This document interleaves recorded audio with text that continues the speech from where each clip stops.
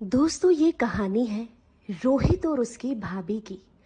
इस कहानी में मैं आपको मेरी ज़ुबानी बताऊंगी कि रोहित की भाभी को रोहित से बेशुमार प्यार कैसे हुआ।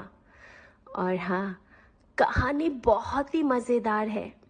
अगर कहानी का सच में मज़ा लेना चाहते हो तो कहानी को बिना काटे पूरा सुनिएगा। तो चलिए कहानी को शुरू करते हैं। रोहित कहता है, मैं 26 साल का हूँ। मैं आगरा का रहने वाला हूँ।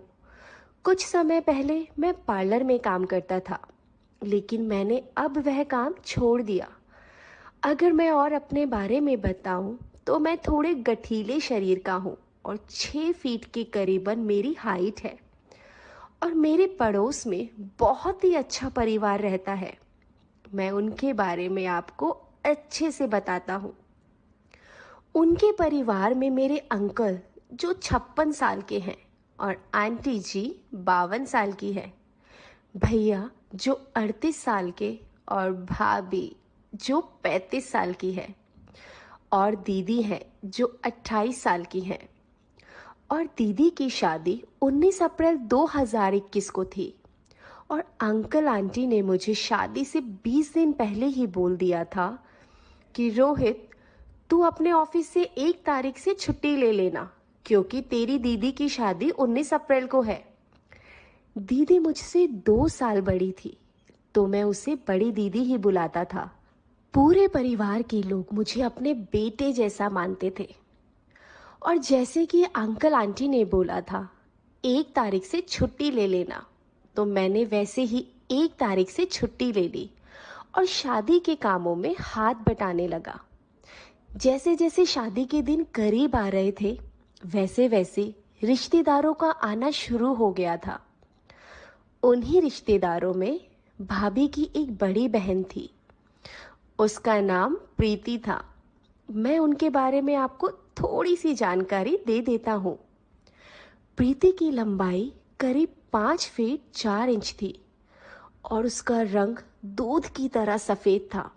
उनकी आंखें बड़ी बड़ी थी और गर्दन लंबी थी। यूं कहें तो देखने में काफी खूबसूरत थी। और उनकी उम्र से वह बहुत ही छोटी दिखती थी। उनका अभी तक कोई बच्चा भी नहीं है। पहले मुझे पता नहीं था कि वह भाभी की छोटी बहन है, तो मैंने भाभी से ही पूछा था, भाभी, ये लेडीज कौन है? तो भाभी ने बताया था कि यह मेरी बहन है। और जब मुझे पता चला यह भाभी की बहन है, तो मैं आते जाते उनसे मजाक कर लिया करता था। एक दिन आंटी ने मुझे बुलाया और बोली, हम भात नोतने जा रहे हैं, तुम अपनी दीदी का ख्याल रखना। तो मैंने कहा, ओके आंटी जी, आप चिंता ना करें, मैं दीदी का अच्छे से ख्याल रखूंगा। कुछ देर बाद सभी चले गए। मैं और दीदी शतरंज खेलने लगे। लेकिन थोड़ी देर बाद बड़े भैया भाभी की बहन प्रीति को वापस घर छोड़ने आए। दीदी ने भैया से पूछा कि क्या हुआ, तो भैया ने बताया इनकी तबीयत अचानक से खराब हो गई, इसलिए मुझे इसे घर वापस छोड़ने आना पड़ा। फिर भैया मुझसे बोले, रोहित, जल्दी से जा और डॉक्टर अंकल को ले आ। उनके कहने पर मैं भी तुरंत बाइक लेकर डॉक्टर अंकल को बिठा लाया। फिर डॉक्टर अंकल ने प्रीति भाभी का चेकअप करने के बाद कहा, मुझे लगता है इनकी आंतों में थोड़ा सा अल्सर है, इन्हें मेरे क्लिनिक पर लाना पड़ेगा। लेकिन भैया को अंकल आंटी के पास वापस जाना था, इसलिए वह थोड़ा चिंतित हो गए।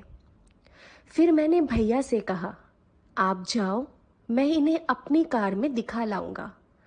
भैया को थोड़ी सी तसल्ली हुई और वापस चले गए। फिर मैं अपनी कार में प्रीति भाभी को डॉक्टर के पास ले गया और दीदी को बोल दिया था कि वह अंदर से दरवाज़ा बंद कर ले। डॉक्टर ने क्लिनिक पर प्रीति भाभी के सभी टेस्ट किए और बताया इनकी सभी रिपोर्ट्स अगले दिन मिल जाएगी। फिर मैंने डॉक्टर से पूछा कि क्या मैं भाभी को घर ले जा सकता हूँ, तो डॉक्टर ने कहा, हाँ ले जाइए। उसके बाद मैंने काउंटर पर फीस भरी और दवाइयाँ लेकर वहाँ से भाभी को लेकर घर आ गया। मैंने अपनी गोद में उठाकर भाभी को कार से निकाला और अंदर कमरे में ले जाकर लेटा दिया। भाभी को मेरा व्यवहार इतना अच्छा लगा कि उनके दिल में मेरे लिए एक अच्छी जगह बन गई। फिर मैंने उन्हें गर्म दूध देकर दवाई दे दी। अब तक शाम के 7 बज चुके थे। फिर मैंने अपने और दीदी के लिए चाय बनाई और दोनों ने साथ में बैठकर बातें करते करते चाय पी ली। फिर हमने देखा कि प्रीति भाभी सो चुकी है। हम दोनों अकेले थे तो हम शादी के कार्ड पैक करने लग गए। हमने कुछ टाइम में ही सभी कार्ड्स पैक कर दिए थे और उसके बाद अंकल आंटी और सभी सदस्य घर वापस आ गए और सीधा भाभी के पास चले गए। हम दोनों से कुछ नहीं पूछा। कमरे में आवाज़ होने के कारण भाभी भी नींद से जाग गई थी। फिर भाभी कहने लगी, रोहित ना होता तो मेरी जान ही निकल जाती। बहुत ही नेक लड़का है। यही मुझे कार से डॉक्टर के पास ले गया, मेरी पूरी देखभाल की और मुझे टाइम से दवाइयाँ भी दी। यह सुनकर सभी लोग बहुत खुश हुए। फिर सभी ने मुझे आशीर्वाद दिया और भैया ने तो मुझे गले से लगा लिया। सबके साथ हंसते बोलते मैं वहीं सो गया। सुबह मैं जब उठा तो देखा सुबह के 4 बज गए थे। मैंने भाभी को जगाया कि वह अपना दरवाज़ा बंद कर ले, क्योंकि मैं अपने घर जा रहा हूँ। हालांकि उस दिन संडे था तो उस दिन मेरे धंधे की छुट्टी भी थी। भाभी पूछने लगी, रोहित इतनी सुबह तो कहाँ जा रहा है? मैंने भाभी को बताया, भाभी मैं इतने दिन से यही हूँ। मेरे घर पर धूल मिट्टी हो गई होगी, मुझे घर की सफाई करनी पड़ेगी। वैसे भी मैं कई दिनों से अपने धंधे पर नहीं गया हूँ। आपको तो पता ही है मेरा धंधा क्या है। अगर काम नहीं करूँगा तो कैसे चलेगा? फिर भाभी ने पूछा, तुम कितने बजे फ्री होगा? मैंने कहा 11 बजे फ्री हो जाऊंगा। अगर आपको कोई काम हो तो आप बता दीजिएगा। भाभी बोली, तू पहले फ्री होकर आ, फिर बताऊंगी। मैं ओके बोलकर अपने घर आ गया। सबसे पहले मैंने अपने क्लाइंट को यह बताने के लिए फ़ोन किया कि मैं 19 अप्रैल तक किसी को भी सर्विस नहीं दे पाऊंगा। वो बोलने लगी कि क्या रोहित, हम पर इतना जुल्म क्यों कर रहे हो? यहाँ मैं बहुत बोर फील कर रही हूँ और ऊपर से तुम कह रहे हो 19 अप्रैल तक काम नहीं करोगे। फिर बोली, तुम एक काम करो, तुम आज मेरे घर आ जाओ। आज मैं घर पर अकेले हूँ। तुम जितने पैसे मांगोगे मैं उतने पैसे दूंगी। तो मैंने कहा, चलो ठीक है, तुम इतना बोल रही हो तो मैं आ जाता हूँ। मैंने कपड़े बदलकर बाइक उठाई और उनके घर चला गया। वो मेरा अपनी एक सहेली के साथ बड़ी ही बेसब्री से इंतज़ार कर रही थी। उसकी सहेली मुझे कुछ ज़्यादा ही छोटी लग रही थी। मैंने पूछ ही लिया, ये कौन है? उसने बताया, ये लड़की मेरी एक तरह से सहेली ही है। बेशक इसकी उम्र कम है, लेकिन मेरी और इसकी बातें बहुत ज़्यादा मिलती है, इसलिए तुम भी इसे सहेली ही मानो। इसने आज तक कभी भी ऐसा कुछ नहीं किया है। मैंने कहा, बस बस मैं समझ गया। फिर मैंने दोनों ने जो बोला, जैसे बोला वैसे ही काम किया और 1 बजे मैं अपने घर वापस आने लगा। मेरे घर के पीछे एक प्लेग्राउंड है जिसमें कुछ लड़के क्रिकेट की प्रैक्टिस कर रहे थे। उन्होंने मुझे रोक लिया और बोले, यार रोहित, हमारे साथ क्रिकेट खेलो ना। उनका ज़्यादा आग्रह करने पर मेरा मन कर गया, क्योंकि बहुत दिनों से शादी के कामों में बिजी था तो क्रिकेट नहीं खेल पाया था। इसलिए मैंने उन्हें कहा, मैं घर बाइक खड़ी करके आता हूँ।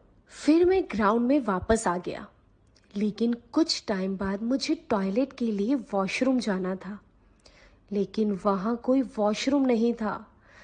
तो मैं एक साइड कोने में वॉशरूम करने चला गया। लेकिन मैंने देखा कि प्रीति भाभी ने मुझे छत से वॉशरूम करते देख लिया है और भाभी मुझे देखकर मुस्कुराने लगी। फिर मैंने सोचा, ये तो प्रीति भाभी है, कोई और लेडी नहीं है, इसलिए मुझे डरने की कोई ज़रूरत नहीं। फिर मैं वापस ग्राउंड के अंदर चला गया। फिर मैंने खूब मज़े से क्रिकेट खेला और मैच भी जीता। फिर मैं शाम के 4 बजे तक घर आया और मेरे घर एक बच्चा आया और बोला, अंकल आपको जिन दीदी की शादी है उनके पापा ने बुलाया है। मैं समझ गया अंकल को कुछ काम होगा, इसलिए फिर मैं कपड़े बदलकर दीदी के घर चला गया और मैंने अंकल आंटी के पैर छूकर उनसे आशीर्वाद लिया और प्रीति भाभी से उनकी तबीयत के बारे में पूछा तो उन्होंने बताया, अब मैं ठीक हूँ। फिर मुझे अंकल ने अंदर कमरे में आने को बोला और बोला, बेटा ये कुछ कार्ड्स बांटने हैं, तो तुम कल सुबह अपने भैया के साथ जाकर ये कार्ड्स बांट देना। मैंने कहा, जी अंकल आप चिंता ना करें, मैं सभी कार्ड्स बांट दूंगा। तभी प्रीति भाभी चाय बनाकर ले आई और वापस किचन में चली गई। लेकिन जब मैंने किचन की ओर देखा तो प्रीति भाभी मुझे ही देख रही थी और मेरे देखने पर वह मुस्कुराने लगी और मैं ये सोचने लगा कि ये ख्वाब है या हकीकत। प्रीति भाभी मुझे दिन में ही लाइन दे रही थी। मैं सोच भी नहीं सकता था भाभी मुझे पसंद करने लगेगी। अब मुझे लगने लगा कि किसी ने हमें ऐसे देखते हुए देख लिया तो बिल्कुल भी अच्छा नहीं लगेगा। फिर मैंने जल्दी से अपनी चाय खत्म की और वहाँ से जाने लगा तो अचानक अंकल ने मुझे रोक दिया। मैंने कहा, अंकल मुझे घर जाना है, कुछ काम है, मैं बाद में आऊँगा। आप कार्ड्स के बारे में बिल्कुल भी चिंता ना करें, मैं सुबह भैया के साथ जाकर कार्ड्स बांट दूंगा। अंकल बोले, ठीक है भाई जाओ।